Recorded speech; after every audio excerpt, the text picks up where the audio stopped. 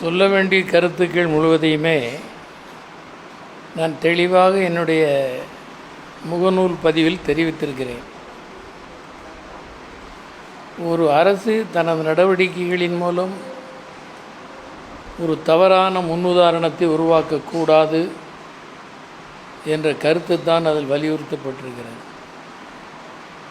அப்படி ஒரு தவறான கருத்தை உருவாக்கிவிட்டால் எதிர்காலத்தில் அரசுக்கு இதை ஒட்டிய சிக்கலான நெருக்கடிகள் பல தோன்றும். அத்தகைய எதிர்கால நெருக்கடிகளுக்கு இது விதை போட்ட மாதிரி அமைந்துவிடும். எனவே இத்தகைய நடவடிக்கைகள் அரசை நிர்வகிக்கிற கட்சிக்கு நல்ல பெயரை தராது.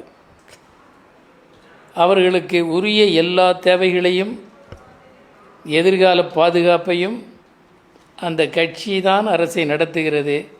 அந்த கட்சி தன் பொறுப்பில் செய்து முடிப்பதில் நான் முழுமையாக வரவேற்கிறேன், பாராட்டுகிறேன். அதை செய்ய வேண்டும் என்று வற்புறுத்துகிறேன். இறந்தவர் குடும்பத்துக்கு ஒரு தொலைநோக்கு பாதுகாப்பாக இருக்கணும் அப்படிங்கிற வகையில் தான் இந்த அரசு பணி வழங்கப்படுறத ஒரு கருத்தும் சொல்கிறாங்க. அது அந்த வேலையை அவர்களே ஒரு நிறுவனங்களில் அவர்களுக்கு எதிர்கால பாதுகாப்புக்கான உத்தரவாதங்களை அளிக்க வேண்டும். அதுதான் நான் தெரிவிப்பது. நன்றி.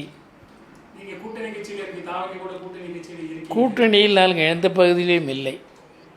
தாவேகா கூட்டணியிலும் இல்லை, திமுக கூட்டணியிலும் இல்லை. நாங்கள் இடதுசாரி கூட்டணியில் இருக்கிறோம். தாவேகா ஆட்சி அமைக்க ஆதரவளித்தோம், அவ்வளவுதான்.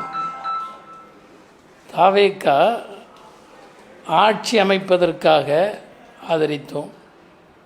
அது ஒரு தனித்த பெரும்பான்மை